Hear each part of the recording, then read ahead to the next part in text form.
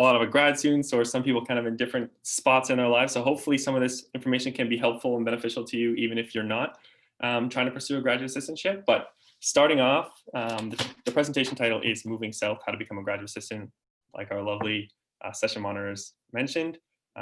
So this is, even if you're not looking necessarily to be a GA, if you're in your undergrad and you're still trying to, figure stuff out, hopefully there's some things in here that will be beneficial for you. One of the big things that me and Julie wanted to talk about was kind of providing a student perspective from myself and a professional perspective. And this is going to be kind of a space where you can do a little bit of networking, ask some questions, and kind of determine your future within campus recreation. So this is the University Recreation Center at James Madison University, which is where we both currently are. So just some brief introductions. My name is Spencer. I'm the graduate assistant for intramural sports and youth programs at James Madison University. And I'm really fortunate to have Dr. Julie Wallace-Carr, assisting me within this presentation. She's my advisor, and she's also kind of in charge of all the graduate assistants at James Madison University. That's, kind of recruitment, hiring, everything kind of that nature. So I'll let her say a quick hello and we'll keep going here. Hello, everybody. As Spencer said, I work at URAC, but I'm also a full-time faculty member at JMU. He's given the Canadian perspective. I'm a West Virginian, so I give the down south West Virginian perspective. So we hope you enjoy your time with us, and we're really thrilled to be able to join you here today. Yes, ma'am. Thank you. So I kind of want to start off with, they said, keep yourselves muted, but I'm going to say everyone unmute themselves, because this is going to be a conversation. I don't really want to just talk the whole time. I want this to be a conversation. So starting off, like, what does this all mean? I took the logo right away, and let's just start off with, like, what does this logo mean to you? Region 6, Region 5, the Canadian region, the virtual student lead-on. Let's just start talking a little bit. If no one goes, I'll get us started here, but I hope Russell. Yeah, I'll talk about it. I really love how that logo was made. It was actually made by a student in Region 6. And to me, the logo really shows the collaboration of all these different regions that, even though we're located in a different place, we can work together and build something virtually, which is what the whole idea of this was. So, even though we all have our own challenges in our own regions, together we are stronger. Yes, definitely. Anyone else want to add anything? I guess for me, from my perspective, and it's something I've been doing a lot of thinking about recently, is like, we all work in our own departments at our own schools and stuff, but we're not isolated to that. We're all moving campus recreation as a profession forward together, even though, I've never met anyone on this call in person, Yeah. I'm hearing, like, some of the stuff I wrote down, you guys kind of hit it on the head. Unity, connection, sharing of ideas. So these are the kind of things that we're trying to get from these conferences. And one thing I just want to start off with, everyone in this profession is willing to help. So the fact that we can kind of all come together and help one another, I think you touched upon it, and Ross as well, of like having different perspectives at different schools of what we're doing differently, whether it's in Canada or south of the border. So I just wanted to start that off just to make sure that you guys know I want to hear your guys' voice as well. If you have anything throughout the presentation, feel free to unmute yourself, type it in the chat, whatever works best for you. So some of the learning objectives. So we're going to talk about, what a graduate assistantship entails within collegiate recreation, how to obtain a position, talk about the requirements for administering within graduate programs. So hopefully you'll feel more equipped about that at the end of this presentation. So not to bore you guys too much, but I wanted to tell you a little bit about me, just because hopefully it can help some people as they kind of navigate their journey to hopefully obtaining a graduate assistantship position.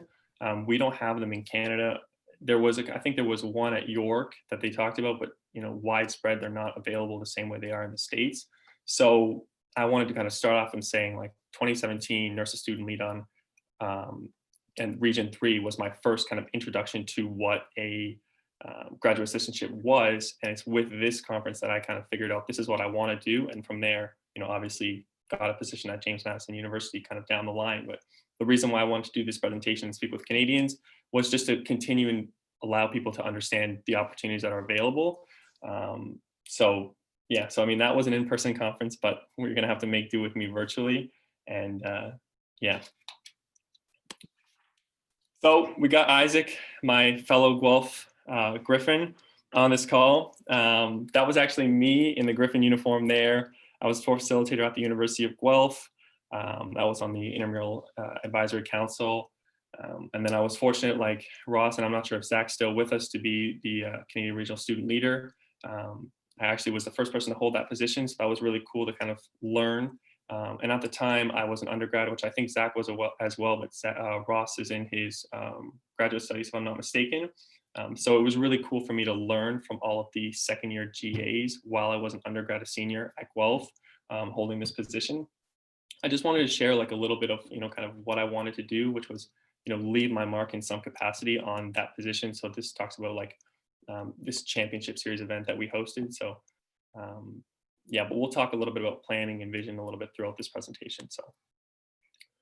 So then again, just to be the example of, things don't necessarily always work in a straight line. And I mean, everyone can kind of attest to the fact that with COVID, things are changing constantly. And, some of the stuff we hope to do and want to do, we can't do. So I reference here who Kate knows all about, but this Denver internship where, I graduated and, I was like, I want to get a graduate assistantship. This is what I want to do. And I, secured a position at Denver, University of Denver, a facilities internship. And, things didn't quite work out the way that I had hoped. Because I was a politics major, they actually couldn't support me for a visa.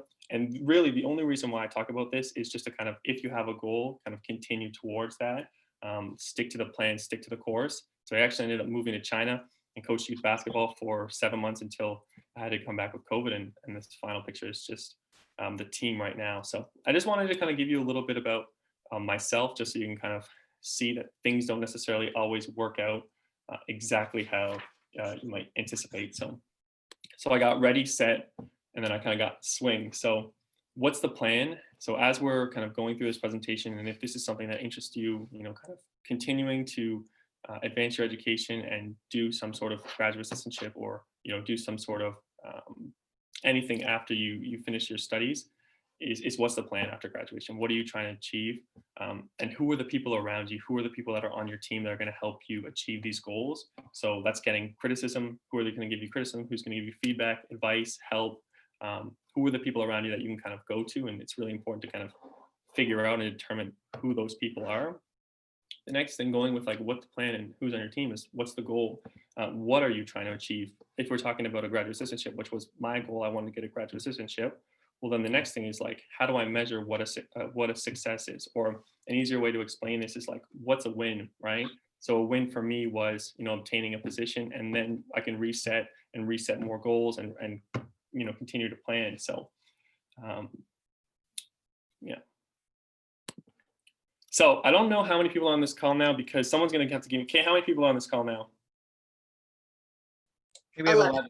11. Okay. So Yeah. since there's not that many of us, I was going to kind of set people out in breakout rooms. One of the most important things is kind of trying to build your network and trying to, meet as many people as you can. But since there's not that many of us, I won't kind of get into throwing us all in breakout rooms. We can kind of just talk if everyone wants to unmute themselves for a couple minutes here, introduce themselves, the name, your school, and what your definition of success would look like, or what your goal is. It can be as simple as like, I just want to get through this, these next couple of months. I just want to graduate, right? But you'd be surprised some of the people that you can meet here, they can have an impact on in the future. So let's popcorn around here. I'm going to popcorn to Isaac. Perfect. As Spencer said, my name's Isaac. I go to University of Guelph from Kitchener, though. I'm an intramural sports facilitator, so I did what Spencer was doing early on in his undergrad days when he was at Guelph. I guess my definition of success, or like my goal within the rec field that I'm with, this is a little specific, but right now I'm really trying to push and pilot esports and e-gaming as like an intramural sport. So I really want to try to get that off the ground and kind of embed it into Guelph, and so it keeps going even after I'm gone. So I guess that's my little goal I have for rec. Popcorn and Isaac. Pick someone. Let's go to Sebastian. Hi guys, my name is Sebastian. I'm a fourth year student in physical education at McGill. So long-term goal, my goal right now is obviously just to graduate from McGill. Online school is a little tough right now. But long-term goal, I would say I'm just exploring. I definitely want to go to grad school. Exploring options right now. So yeah, that's what I would say what my long-term goal is. Keep it moving. Keep it moving. Taylor. There you go. So hi, my name's Taylor. I'm from the University of British Columbia Okanagan campus. I'm in my third year undergrad degree in psychology. I'm also the BC Alberta student rep for NERSA Canada.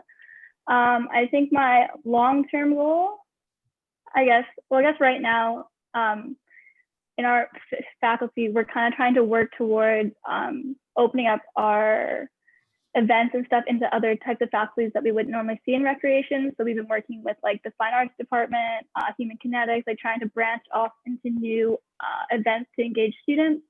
And I'd say my long-term goal, I guess, is similar to Seb's, is just to graduate, and I'm currently looking into different graduate programs and stuff like that. So yeah, Ross, all of you. All right, so my name's Ross, everyone. I'm the Canadian student leader. I go to Western University.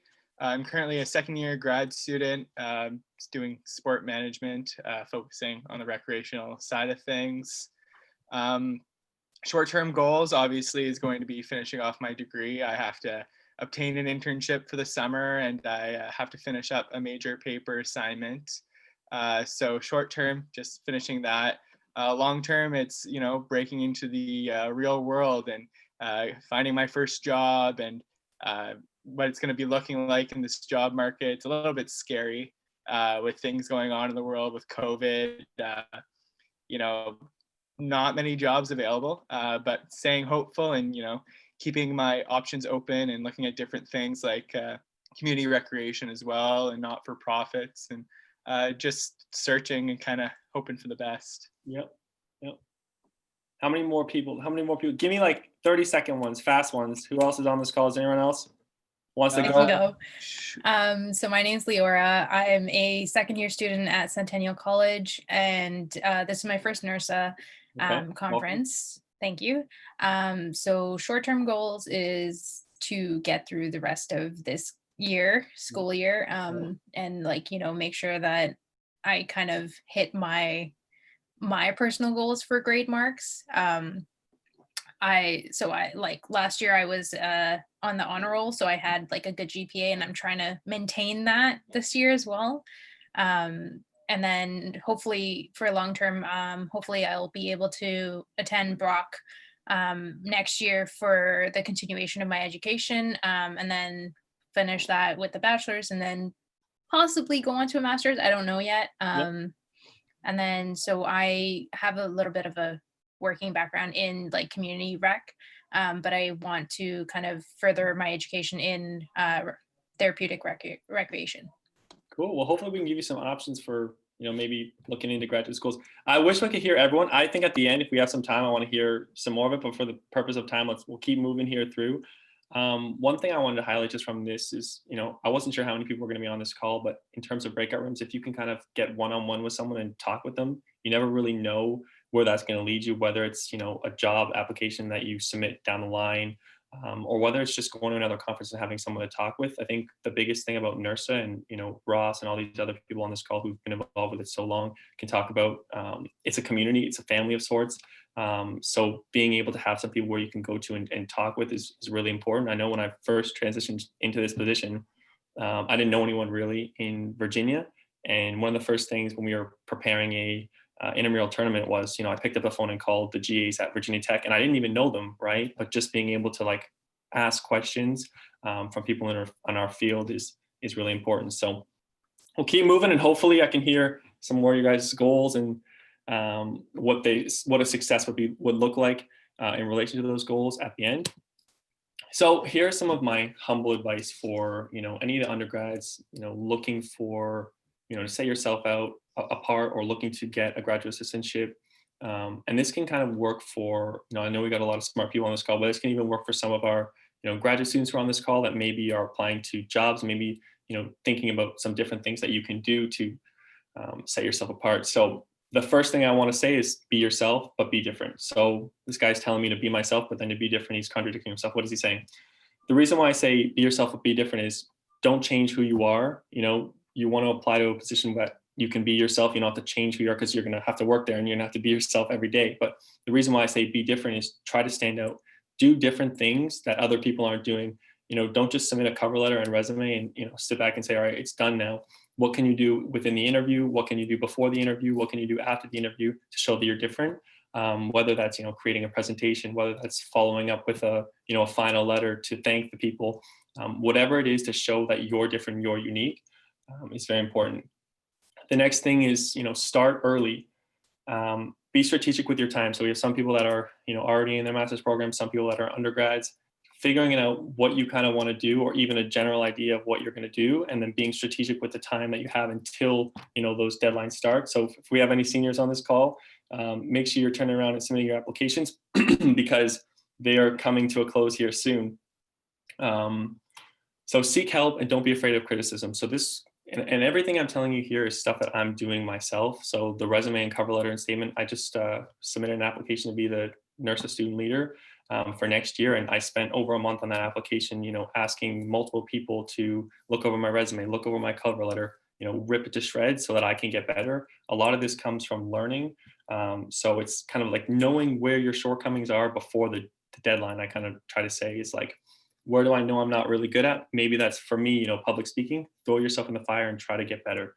So reflect on where you are right now and where you want to be. So one thing I talk about is like planning comes in different forms. So for me, I'm more, I know we do the DISC personalities in Julie's class, and you know, I'm more of like a C. So basically I'm more in terms with like the details and what's kind of going on. So my planning might look different than Ross's planning, but doesn't mean that one is wrong or one is right. So, you know, planning could be sitting down with someone that is close to you, a mentor, someone that you trust, and just talking through what do you like, what are you passionate about? Or it could be self-reflection of like, this is what I want to do on my own. So, but the planning has to happen nonetheless.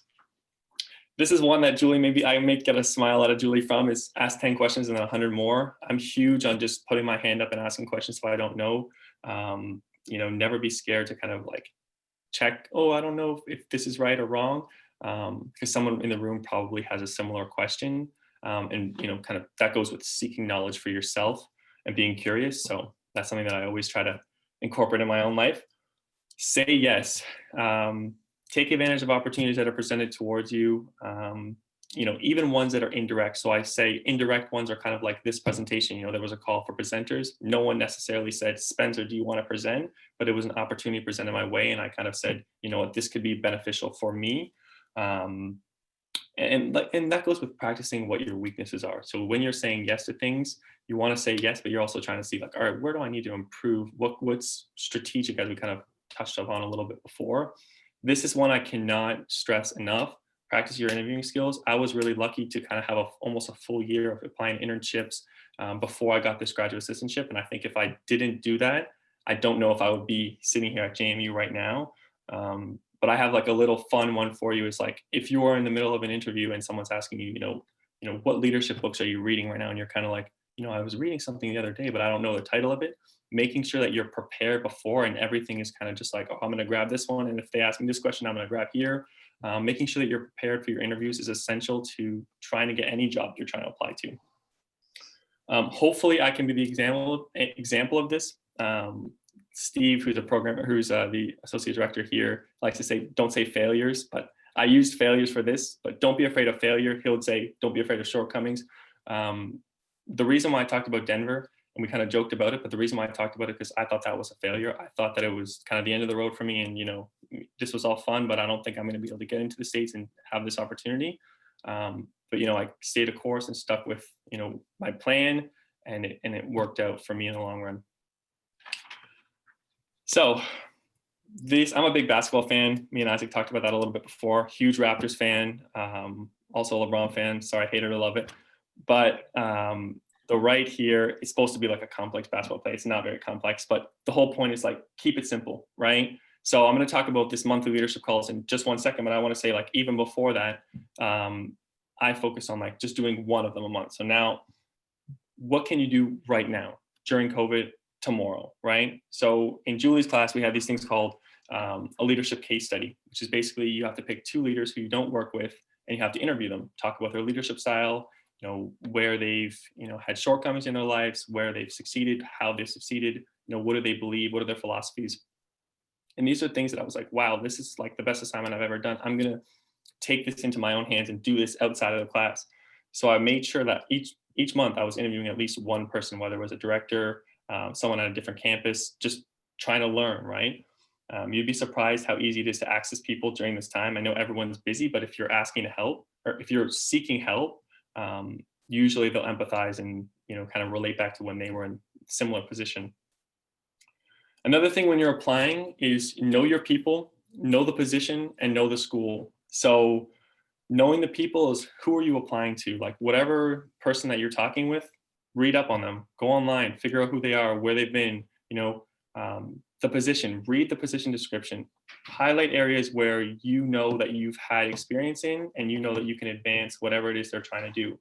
The school, you know, understand what the reputation of the school is, what do they value, what are they known for, right? So I have an example for this is like when I applied to JMU, I was doing my research, I was watching some videos, and it was like, at JMU, we hold doors for one another. And all my Canadian friends on this call would be like, we always hold doors for people. Like, what? And that's exactly what I said to them. I was kind of like, you guys hold doors for people. I just hold doors for people because that's just what I was, you know, I was just raised that way, right?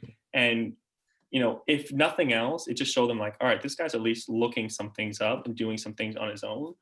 So it's kind of like, what can you do before, you know, the fight or before the storm of interviewing, right? Touched upon this a little bit before. Get creative, right? Find information through different means.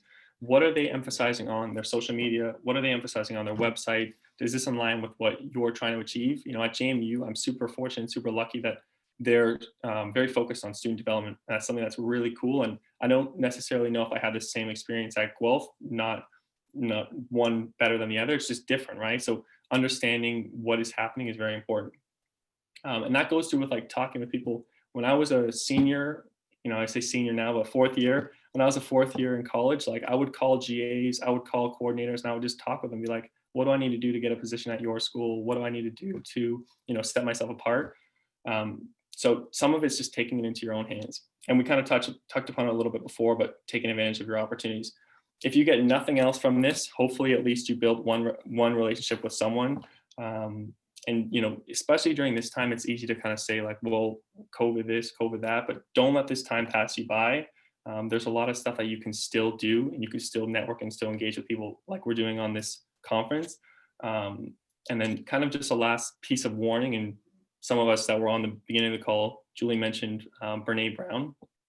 And she talks about like not taking too much on that you can't do well. So whatever you're taking on, you want to make sure that you're continuing to do what you're supposed to be doing well, right? You don't want to take things on and do things kind of like so. I wanted to use another word, but I'll keep it PG on this. So you don't want to do things like half, you know, so. You want to do things well. Everything you're taking on, you're doing it well.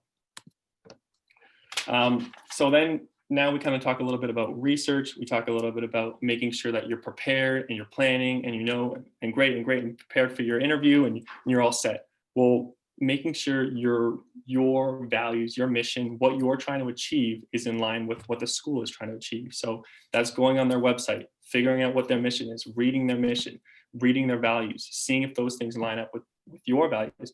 And if they don't, then there's a problem there, right? So the next slide, we're going to talk a little bit about do your homework. You know, they tell you to do your homework in your class. Do your homework so that you can get the job that you want. If you want to go to Ohio State, if you want to go to James Madison University, if you want to go wherever you want to go, make sure you're doing your homework so that you can figure out if that's actually the right spot for you. You know, maybe I'm like, I love James Madison University, and then I start reading about them, like, well, they have nothing in line with my values. Why do I want to go here, right?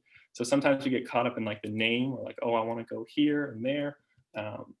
So there was one thing that I keep hearing, and I had to put it in because I keep hearing, you can do anything for 2 years. You can do anything for 2 years. Oh, you can do anything for 2 years. But why would you want to do something for 2 years that you're not passionate about, you're not enjoy? So trying to find that fit, the right fit the first time will save you, 2 years of kind of, right? Building on that, we could have a whole presentation on, culture and what does culture mean, We talk about that in some of Julie's leadership classes. It would take too long. To make it really simple, we'll just break it down to like the environment you're going to work for, right? So why do you want to be a part of this team? That's going to be a question that's going to come up throughout this, whole process. Anyone that's looking for any job, why do you want to be a part of this team? And you have to have an answer to kind of back up why, right? We talked about what is their mission? Why does it matter? And how can you be an asset to advancing this mission, right? But first you got to figure out what it is they value. If you just say like, oh, this is your mission, boom, I can do this, right? Well, this doesn't really answer the question fully, right? What do they value? What do you value, right? The hardest question always to answer sometimes, especially for me, if you're not super confident, let's say, is, why are you the best person, right? They don't know you, so you have to show them somehow why you're the best. I love this, and this comes from the leadership case study that I talked about, and trying to do this on my own, learn on my own. Stan Shingles, who, as you some of you know already, and as some of you continue to get more involved with NERSA, you'll know him right away. He talks about, we all hear, it's not what you know, it's who you know. Who's heard that? You can unmute yourself and say, yeah. It's not what you know, it's who you know, right? He said, it's not what you know, it's not who you know, but it's who knows you. And I was like, damn, wow. So if you can build these relationships and make a name for yourself, and then people think like, that Ross guy, he's really good. Like, we have a position open up, I think we should, talk to him, right? If you can have that right away, it's going to set you apart, instantly. And another thing, which I hope Julie can discuss as well, is like, if I'm applying to another school, the first thing I'm going to do is pick up the phone, call Julie, call Steve, my supervisor, call Sarah, and they're going to be like, that Spencer guy, is he all right? So it's, it's really important to build these relationships and to make sure that you're performing to get a reputation that you want. Is this the right fit for both parties? Make this an easy decision for them, like, what can you demonstrate to them that's going to show how ready you are for this position? Isaac's talked about being a sport facilitator, where it's a modified graduate assistantship already in your undergrad. It's not the full scope, but it's already showing like he can do this kind of stuff. We'll tell them and show them so that you can make that transition if you so please.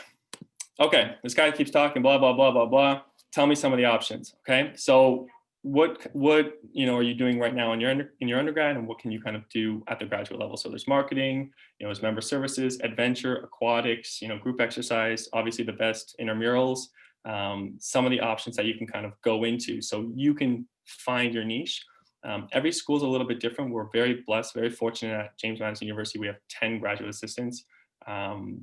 Some have many less, some have, I don't even know if any have any more, but that's just something that goes into your research, but these are kind of the ones that you can keep your eye out for.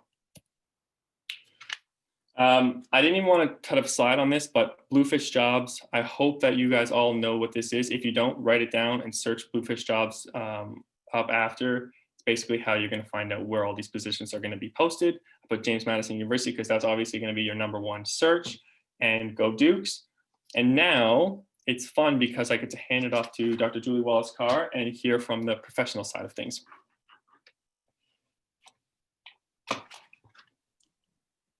So good afternoon. So whenever I talk to students, one of the first things that I ask them is, why graduate school? And the second thing I ask them is a question that my mentor of over 20 years still asks me today: what is the goal? So those are some things that you need to think about. Why, and then what is the goal? And so these are just good questions for you to think about. I'm not going to go in depth in all of them, but I think one of the biggest things is when you pick an area that you want to apply for, you pick an academic program, when you pick an assistantship, how is this going to help you get towards your goal or your career goal? Is it, I want to be a director of campus rec? Do I want to work in Parks and Rec? Do I want to work in pro sports, that type of thing? And so just to be very intentional about, why you're doing it, and then, really hone in your search. Spencer, can you flip it for me? So I'm a recruiter. When we talk about success, for me this time of year, my success is that I've put together a great new cohort of students that come to JMU. I also was a Division I coach at one point. So one of my roles was I was a recruiter. So I handle my recruiter very similar to what you would do in an athletic program. And this is for real. These are things that when I've asked people why graduate school, these are the exact answers that I've gotten. Okay. I'll give you a moment to read through those.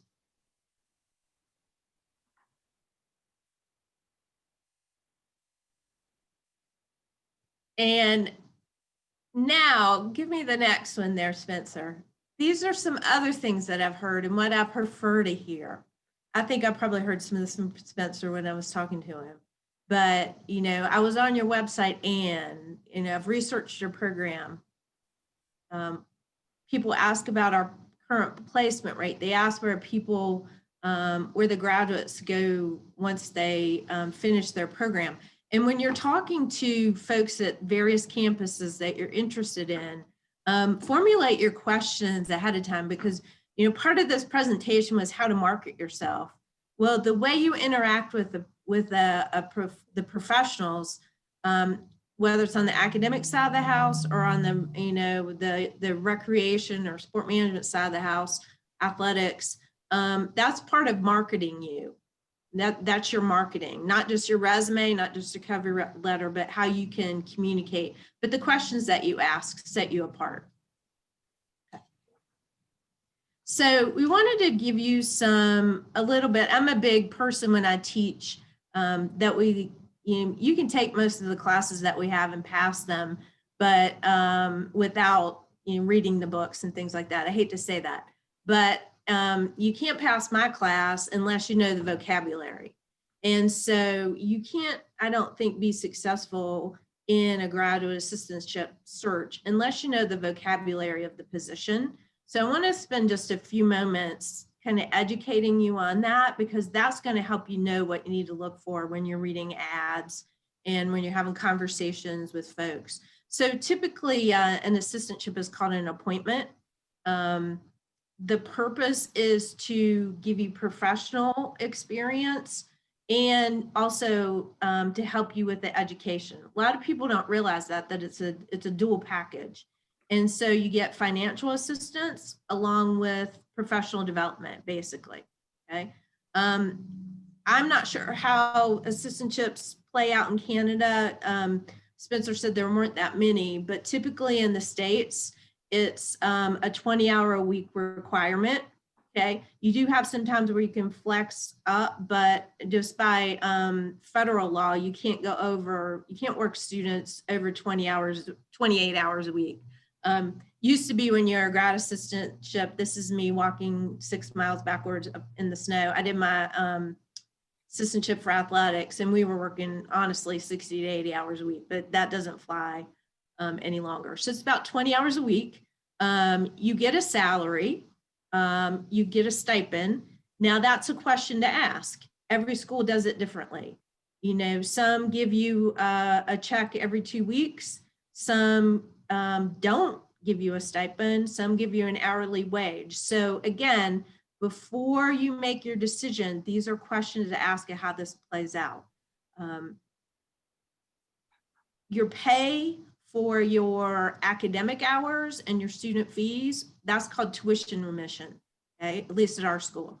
And so again, when you're looking, what you're looking at for an assistantship is your package, just the same as when you go out to a job and you're looking at your package, you look at your vacation, you're looking at your health insurance, that kind of thing. For assistantship, very similar. Oftentimes people assume that they're going to get their full tuition paid for. Not always the case. We have a neighboring school that will, you know, they have a lot of assistantships in athletics, and but their academic, they only pay for one class semester, and you take 3.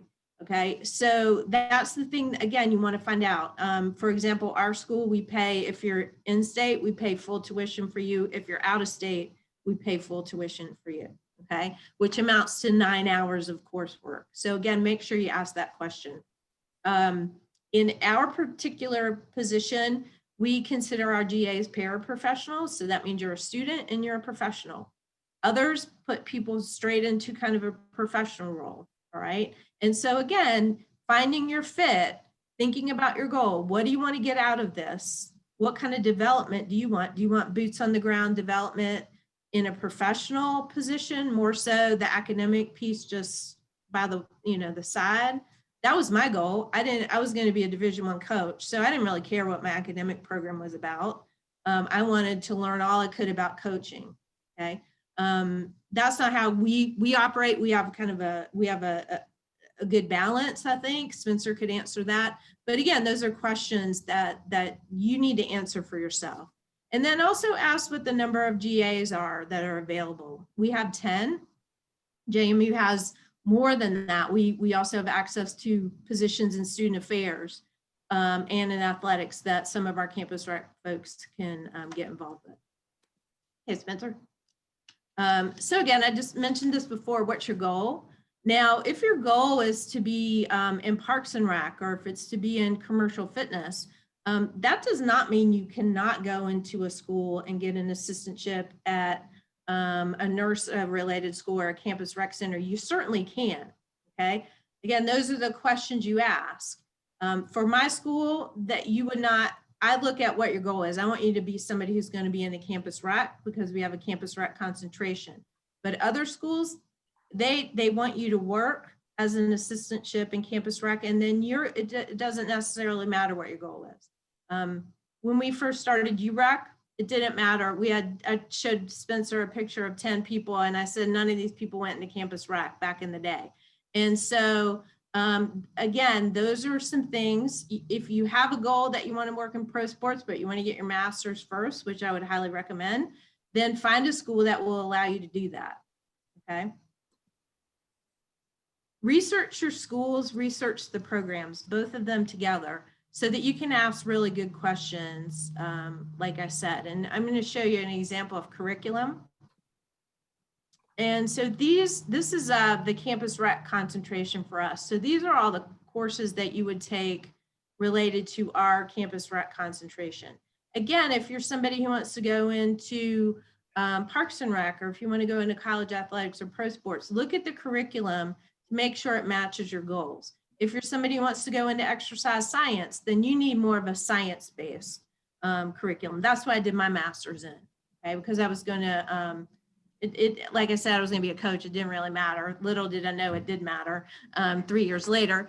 But, again, just some things to think about. That I would totally change my tune now. I do think your academic program is important because you never know what direction you're going to take eventually.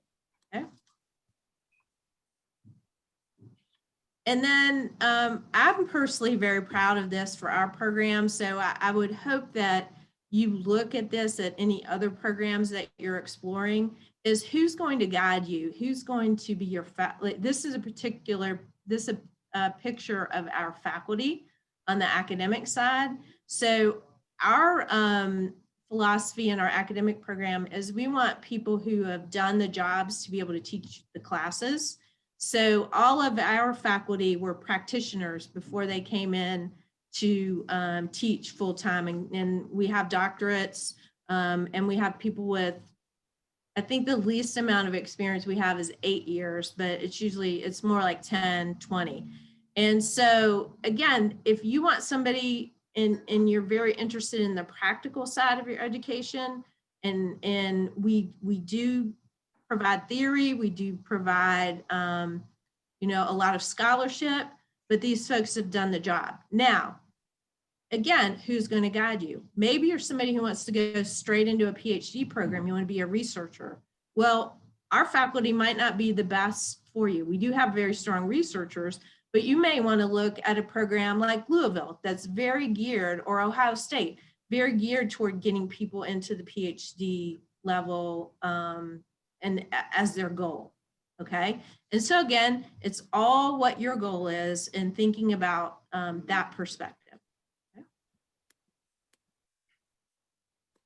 So we wanted to make sure that we left a little bit of time to kind of just have a conversation and talk. One thing that Julie loves is putting some sort of quote that kind of speaks to her. And I wanted to, emulate that within this presentation. So I said, like, success is not final, failure is not fatal. It's the courage to continue that counts. So just, especially during this time, if you have a goal, if you want to, do a graduate assistantship, if you want to do something post-grad, whatever it is, stick to your past, stick to what you want to do. I'll just share one thing is like, I used to work at Toyota during the summers, put myself through school, and I hated it, hated it every morning waking up. And I used to have to wake up at like 4 a.m. to drive there. I worked in Woodstock for the people that live in Ontario. And, I never wanted to go to work, right? So my goal after, spending a couple summers there was, I never want to work somewhere that I'm not passionate about, that I don't want to wake up and feel like excited and happy to go to work. That was something that I talked about in my application and throughout this whole process. So now we'll open the floor to y'all. We can just have a conversation, talk, answer questions.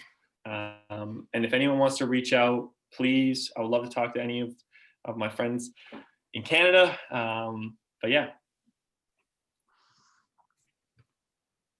Don't all go right at once too with the questions either. This is a little off topic, but I'm very curious. Julie, what did you coach? Track. I was Nice. a sprinter and a jumper in college, and that's actually how I got to JMU. I coached track here.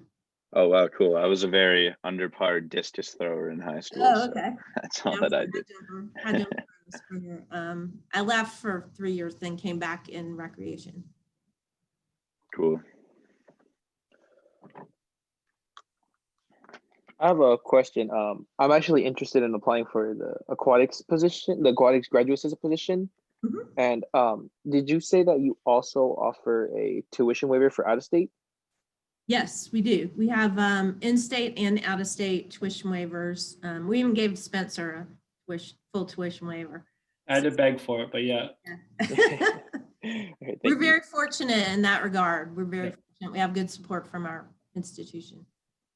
Miguel, we didn't get to hear from you earlier about your goals and where you're from. You want to share that with us? Yeah, I'm actually from Southern California. I got my undergrad.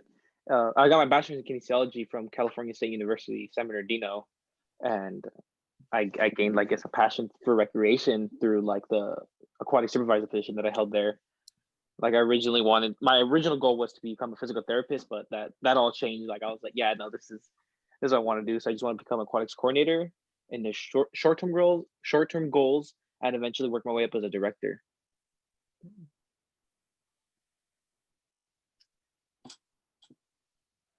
Spencer, going from Canada to the States, what do you think is the biggest just like difference in terms of not even just rec or your job or whatever, but just school?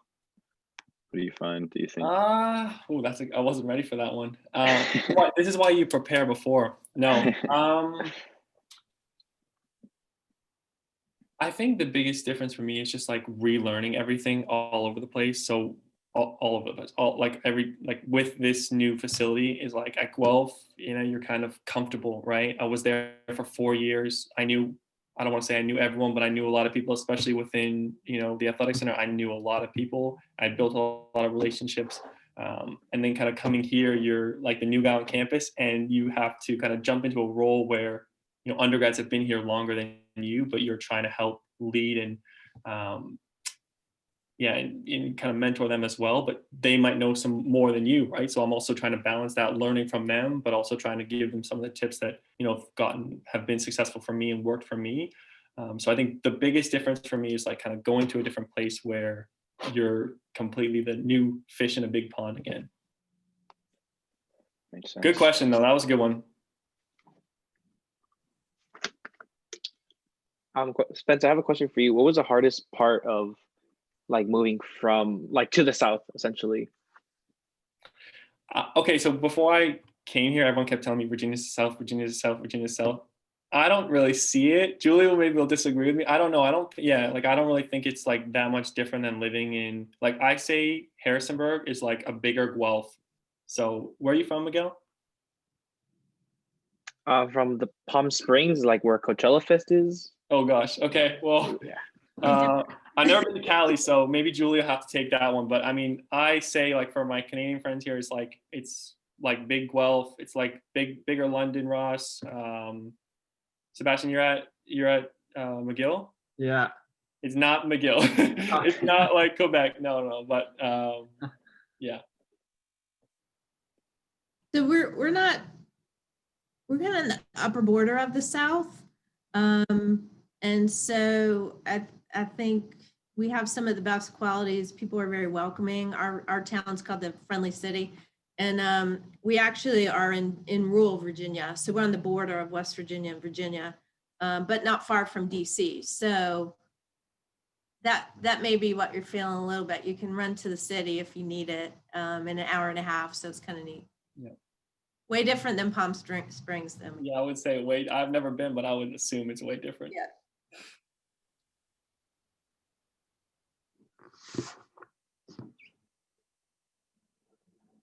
Any final questions out there? I appreciate y'all's time and good luck with whatever you guys are doing.